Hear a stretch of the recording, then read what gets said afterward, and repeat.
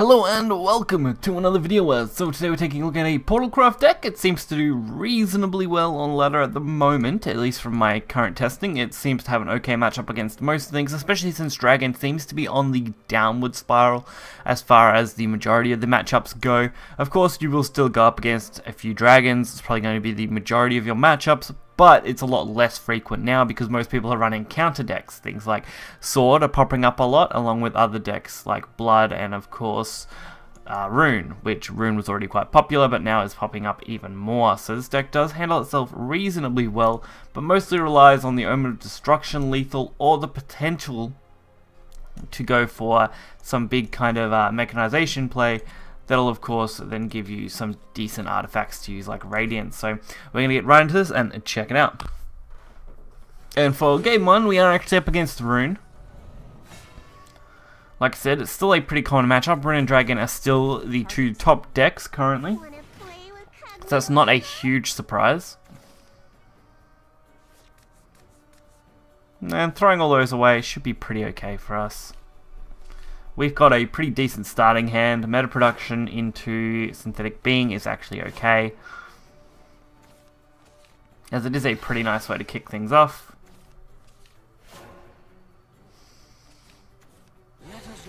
Not quite as lucky. Magic Mentor is not a great way for things to go, as if they get a chance to play any other Mysterio card, they are going to get some nice advantage out of it, but we can't really counter too hard, so right now it's just a matter of us taking whatever control we can. Once we get to turn 4, things will start to really heat up though. Substitution gives us a nice puppet to waste, and Missile seems to do a pretty okay job of that, and Mysterian Circle is not really a big problem, since we are going to Evo anyway. The only thing you can't do, you've got to be very careful of Omen of Destruction and Deus Ex Machina. You don't really want to use them together at the same time, unless of course you do have full control over your Deus Ex Machina, which this deck does do a fairly decent job of. So if you prepped well enough, it will be pretty easy to control that, but of course you don't want to risk losing the potential of Destruction in White and Destruction in Black until they're at least on board. Then of course wiping your hand is fine, so then it just becomes a more control-centric deck at the end there.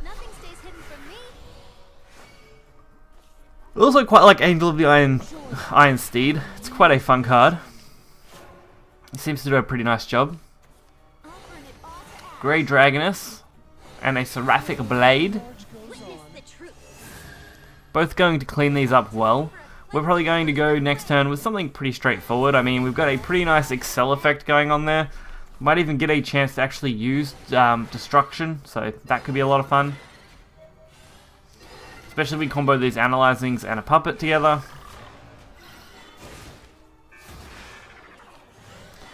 Yep, so we're going to easily be able to play our Destruction in White. I probably should have actually went for it with one extra play, but this way I can actually play Icarus as well, thanks to the fact that, of course, Destruction in White is an artifact card, meaning we actually get the play point returned, so that's always nice.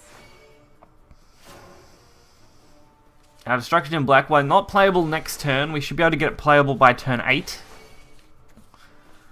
Which will make a huge difference, because Mysteria shouldn't be able to keep up with that very well. So mainly what you want to do is try and go either extremely fast in early damage, if you don't end up with a Destruction Omen, or proc the Omen as fast as you can with artifacts, which, again, this deck is great at pulling artifacts. As you can see, we did a pretty great job here. Handled that really nicely. Our Destruction in Black is now going to be usable, even with this Grey's Inferno and a full board wipe, so definitely not a big problem. Hamlin, not a bad option, but we don't really have anything major to play anyway, so may as well go for the substitution with the extra play point gain. Now we're actually free to play Deus Ex Machina. If they can't kill me next turn on turn 10, which, judging by the fact that of course they are going to have to deal 20 damage, the odds of that in a Mysteria deck is reasonably low, making it basically impossible to make a comeback from that turn. And of course, next up against Dragon. Honestly, this is probably the best representation of this deck, just because those two matchups are the most common, and probably two of the toughest as far as things go, especially since they're so varied. While both being reasonably slow decks, they're both pretty big powerhouses. One is more board-centric as far as Dragon goes, where they will just swarm with decent powered followers, whereas Mysteria typically tries to set up for big finishes with, of course, a couple of big swing turns that don't really survive if you do, of course, kill them off in the early game. So it does make a little bit of difference. While they both have some form of board presence, Dragon is much more, I can refill the board in a single turn, whereas Mysteria is, once I fill the board once, that's kind of it. Unless, of course, you get super lucky with your Mysteria cards and end up with, like, a God roll hand, which is pretty crazy.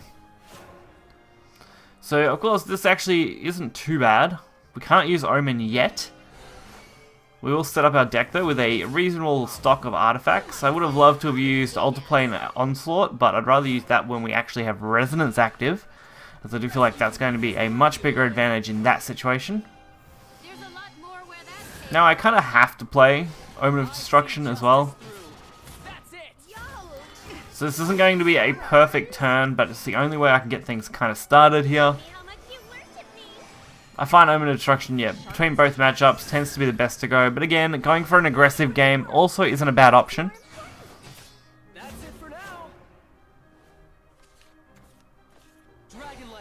Omen is just such a decent card that you can't really completely forego it. There is the White Frost Dragonute. Now this game I go for Des Ex Machina. Looking at my hand, I realize how much control over my resonance I'm probably going to have here, which means I should be able to maintain it for at least 1 to 2 turns, making the Des Ex a pretty decent line of play. Of course, I should have probably threw that extra Evo on it, as that would have then negated their potential draw, but I mean, taking the chance here was definitely going to be more worthwhile. So now we get a really interesting line of play for this turn, as we do have our Analyzing Artifact and Ancient Artifact, which is going to be able to pick up some nice killing here. And I do need to make sure that I stay out of Resonance. So Alterplane Onslaught would have been a nice card if I could have used it. But of course it would have put me in Resonance, making Destruction in White disappear, which I just didn't want yet. Prince Cocytus is going to now wipe out my 4/4, and of course that takes a little bit of damage. Now, this is where things get a little more interesting, of course. The real risk is the fact that they could potentially get the Banishing effect, which would completely screw over Destruction in White and Destruction in Black.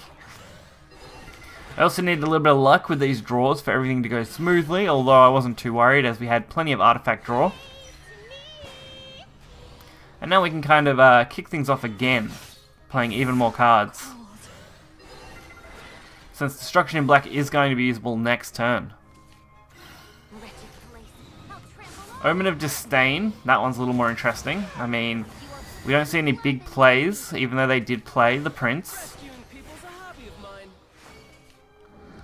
So it looks like they didn't draw very well, or if they did, they needed something like Azeroth's Reckoning, which they just didn't have. So now I take the chance here.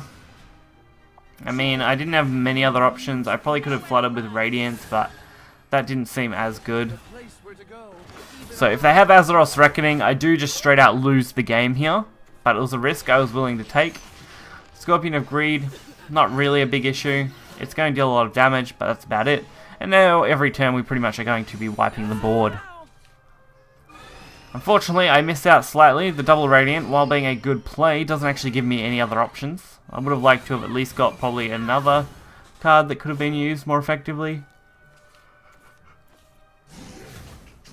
There is the Infernal. I don't know what they were looking for, but not getting the Banish Amulets is definitely affecting them pretty heavily.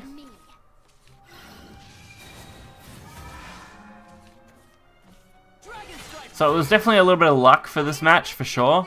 But, of course, the setup that we went for is pretty much what you'd go for no matter what matchup you're in, even against Dragon.